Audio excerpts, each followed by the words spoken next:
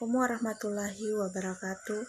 Perkenalkan, nama saya Andi Kurniati Rosalinda dengan stambuk J1A1201116 Prodi Kesehatan Masyarakat kelas B angkatan 2020. Di sini saya akan menjelaskan tentang dasar-dasar promosi kesehatan bagian konsep dasar pendidikan kesehatan. Menurut Niswander, pendidikan kesehatan adalah proses perubahan perilaku yang dinamis, bukan hanya proses pemindahan materi dari individu ke orang lain, dan bukan seperangkat prosedur yang akan dilaksanakan ataupun hasil yang akan dicapai. Pada dasarnya, pendidikan kesehatan merupakan upaya-upaya terencana untuk mengubah perilaku individu, kelompok, keluarga, dan masyarakat. Hal tersebut juga menunjukkan bahwa pendidikan kesehatan membutuhkan pemahaman yang mendalam karena melibatkan berbagai istilah atau konsep seperti perubahan perilaku dan proses pendidikan. Masalah kesehatan di negara-negara berkembang pada prinsipnya menyangkut dua aspek, yaitu aspek fisik dan aspek non-fisik. Aspek fisik menyangkut aspek non-perilaku, sedangkan aspek non-fisik menyangkut perilaku kesehatan. Berdasarkan dua masalah kesehatan tersebut, pendekatan dalam memecahkan masalah kesehatan dibagi menjadi dua pendekatan fisik dan pendekatan non-fisik. Kedua pendekatan tersebut harus sejalan dalam memecahkan kesehatan dan masing-masing memiliki kontribusi yang sama. Pemberian fasilitas fisik tanpa diikuti oleh peningkatan pengetahuan dan kesadaran masyarakat akan memberikan hasil yang jauh dari harapan. Demikian juga sebaliknya, kita tidak dapat memberikan penjelasan pada masyarakat sampai suara serak sekalipun tanpa ditunjang fasilitas fisik. Dengan kata lain, semua program pelayanan yang sifatnya pelayanan dan penyediaan sarana fisik harus ditunjang oleh pendidikan kesehatan.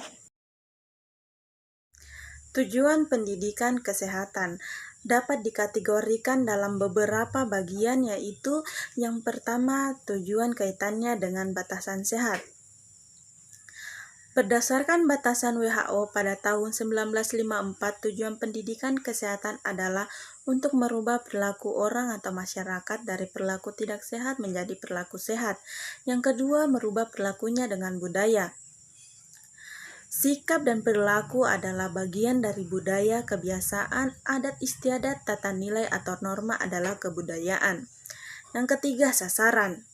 Sasaran pendidikan kesehatan di Indonesia berdasarkan kepada program pembangunan Indonesia adalah masyarakat umum, dengan berorientasi pada masyarakat pedesaan, juga masyarakat dalam kelompok tertentu, seperti wanita, pemuda, remaja, termasuk dalam kelompok khusus, yaitu kelompok lembaga pendidikan dari TK, perguruan tinggi, sekolah agama, swasta maupun negeri. Selain itu, sasaran pendidikan kesehatan termasuk individu dengan teknik pendidikan kesehatan individual. Yang keempat, tahapan-tahapan kegiatan.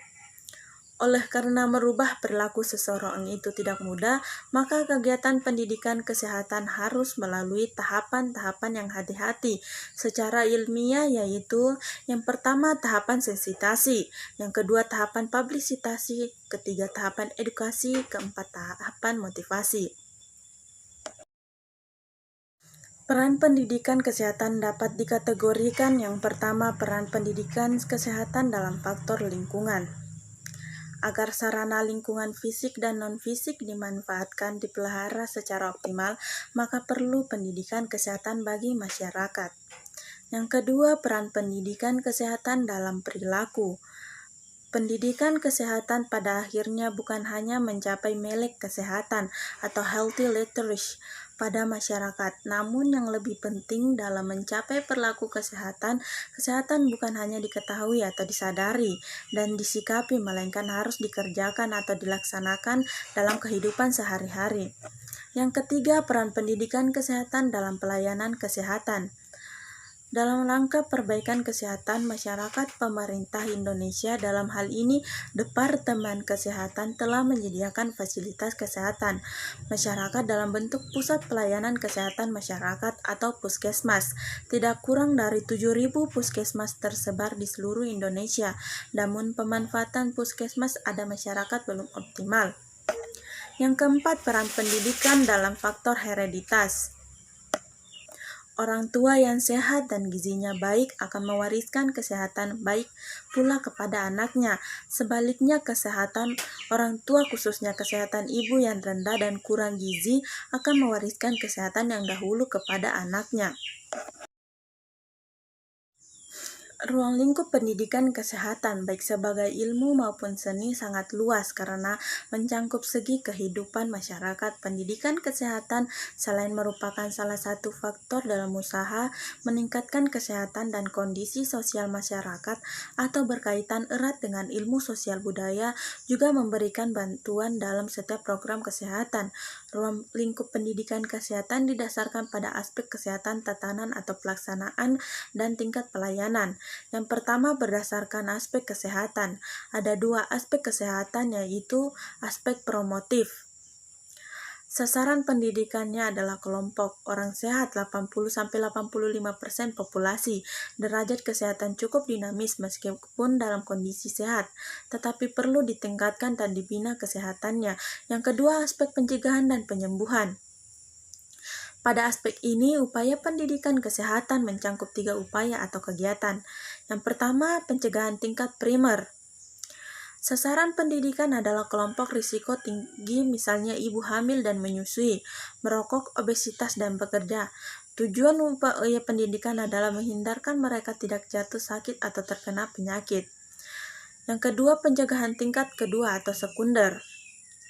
Sasaran pendidikan adalah penderita penyakit kronis, misalnya asma dan TBC. Tujuan pendidikannya adalah memberi penderita kemampuan mencegah penyakit yang bertambah parah. Yang terakhir, pencegahan tingkat ketiga atau tersier. Sasaran pendidikannya adalah kelompok pasien yang baru sembuh. Tujuannya adalah memungkinkan penderita segera pulih kembali dan mengurangi kecacatan seminimal mungkin. Yang kedua, berdasarkan tatanan atau tempat pelaksanaan, ada 5, yaitu yang pertama, tatanan keluarga, sasaran utamanya adalah orang tua. Yang kedua, tatanan sekolah, sasaran utamanya adalah guru. Yang ketiga, tatanan tempat kerja, sasarannya adalah pemilik, pemimpin, atau manajer. Yang keempat, tatanan tempat umum, sasarannya adalah para pengelola tempat umum. Yang kelima, fasilitas pelayanan kesehatan, sasarannya adalah pemimpin fasilitas kesehatan. Yang ketiga, berdasarkan tingkat pelayanan. Ruang lingkup pendidikan kesehatan dengan konsep 5 levels of preventive. Yang pertama, healthy promotion atau tingkat kesehatan. Yang kedua, specific protection atau perlindungan khusus. Yang ketiga, early diagnosis and proper treatment atau diagnosa dini dan pengobatan segera. Yang keempat, disability limitation, pembatasan kemungkinan cacat. Yang kelima, rehabilitation atau rehabilitas. Perencanaan program merupakan kegiatan utama dalam usaha kesehatan masyarakat. Pendidikan kesehatan berpendapat adanya kerangka struktur perencanaan saja belum atau tidak menjamin pelaksanaan yang benar. Struktur menjadi hidup dan berfungsi jika dilakukan melalui kerjasama tim dan semua yang terlibat harus ikut serta dan harus berkomunikasi, tidak hanya lip service. Fungsi perencanaan program pendidikan kesehatan yang ini sebagai pedoman pelaksanaan fungsi pelaksanakan kegiatan atau program baru berperan bila fungsi perencanaan telah selesai dilaksanakan, menjamin keteraturan kegiatan yang dilaksanakan secara sistematis untuk mencapai tujuan yang telah ditetapkan, mengembangkan kemampuan individu dan proses pendidikan kesehatan. Langkah-langkah perencanaan pendidikan kesehatan. Yang pertama, menentukan prioritas mengajar. Sebelum melaksanakan proses belajar mengajar, hendaknya kita mengidentifikasi aspek epidemiologi dan aspek perilaku sasaran berhubungan dengan penyakit. Hal ini bertujuan menggunakan garis batas antara perilaku yang akan diajarkan dan perilaku yang tidak perlu diajarkan. Perilaku yang diajarkan selanjutnya dirumuskan dalam bentuk tujuan khusus. Yang kedua, identitas pelajar. Pertama, mengidentifikasi area atau pesan pokok atau topik. Kedua, mengidentifikasi sasaran atau individu, kelompok, dan masyarakat. Ketiga, mengidentifikasi tempat. Keempat, mengidentifikasi waktu, hari, dan tanggal. Ketiga, menentukan tujuan. Terdapat dua jenis tujuan, yaitu tujuan instruksional umum dan tujuan tradisional khusus. Yang pertama, tujuan instruksional umum. Tujuan umum merupakan tujuan yang akan dicapai setelah menyelesaikan setiap pokok bahasan atau satuan bahasan tertentu dalam suatu bidang studi. Bloom 1977 membagikan tujuan umum menjadi 3 domain menurut kemampuan, antara lain yaitu domain kognitif mencakup tingkat kemampuan rendah, misalnya mengingat, memahami, dan menerapkan, dan tingkat kemampuan tinggi, misalnya menganalisis, mensistensi, mengevaluasi. Domain psikomotor, misalnya kemampuan meniru, melakukan suatu gerak, memanipulasi gerak, merangkai berbagai gerak, dan mendemonstrasikan. Dan domain efektif, faktor-faktor yang perlu dipertimbangkan dalam merumuskan tujuan umum adalah: yang pertama, berorientasi dan menunjang tujuan. Yang kedua, berdasarkan karakteristik tujuan khusus sasaran. Ketiga, mengembangkan kemampuan, keterampilan, dan sikap sasaran. Keempat, menggambarkan perilaku yang harus ditampilkan. Kelima, harus didukung pokok bahasan dan pokok-pokok bahasa yang akan dikuasai sasaran. Yang selanjutnya itu tujuan instruksional khusus. Hal-hal yang harus diperhatikan pada tujuan instruksional khusus adalah: yang pertama, menggunakan istilah atau kata kerja operasional. Yang kedua, dalam bentuk hasil belajar. Yang ketiga, berbentuk tingkah laku sasaran. Yang keempat, meliputi satu jenis kemampuan. Tujuan khusus harus memenuhi 4 unsur komponen. Yang pertama, audience. Kedua, perilaku spesifik yang diharapkan sasaran setelah proses belajar mengajar. Ketiga, kondisi, syarat, atau keadaan yang harus dipenuhi atau dikerjakan sasaran saat dites. Keempat, degree, tingkat keberhasilan yang harus dipenuhi dalam mencapai perilaku tersebut. 4. Menentukan isi dan materi. Syarat isi atau materi pendidikan kesehatan harus berorientasi pada tujuan khusus, harus menunjang pencapaian tujuan khusus, harus disusun berdasarkan masing-masing tujuan khusus. Kegiatan mengajar harus sesuai atau berhubungan dengan kegiatan belajar. Yang kelima, menentukan metode. Metode harus sesuai tujuan dan dapat mempercepat penyampaian tujuan, juga bahan atau materi yang akan dikerjakan. Alat yang tersedia, jumlah sasaran, pendorong sasaran, tingkat aktif belajar, juga waktu dan kondisi saat proses belajar berlangsung. Yang keenam, alat dan sumber pelajaran. Melihat pelajaran merupakan alat bantu yang dapat memperlancar jalannya mengajar sehingga materi mudah dikuasai. Sasaran sumber belajar merupakan sumber atau tempat materi yang akan diberikan yang dapat diperoleh. 7. Menentukan evaluasi. Evaluasi atau penilaian merupakan kegiatan untuk mengecek atau mengontrol pencapaian tujuan. Melakukan evaluasi dibuat dalam bentuk butir pertanyaan dengan jumlah minimal sama dengan rumusan tujuan khusus. Hubungan pendidikan kesehatan dan promosi kesehatan.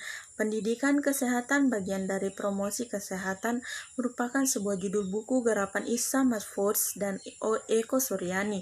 Dalam buku tersebut menjelaskan disiplin ilmu yang saling mendukung untuk kepentingan promosi kesehatan, termasuk di dalamnya untuk kepentingan pendidikan kesehatan dan penyuluhan kesehatan kepada masyarakat. Di antaranya adalah teori psikologi perilaku, teori belajar mengajar, penyuluhan ilmu komunikasi, pemasaran sosial, dan lain sebagainya.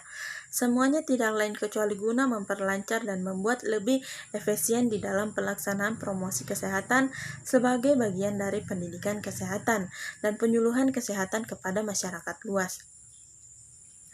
Dalam konsep promosi kesehatan, pendidikan kesehatan merupakan faktor yang sangat penting. Pendidikan kesehatan mengacu pada setiap gabungan pengalaman belajar yang diperlukan untuk memudahkan penyelesaian perilaku secara sukarela yang memperbaiki kesehatan individu. Pendidikan kesehatan berusaha membantu individu mengontrol kesehatannya sendiri dengan mempengaruhi kemungkinan dan menguatkan keputusan atau tindakan sesuai dengan nilai dan tujuan mereka sendiri.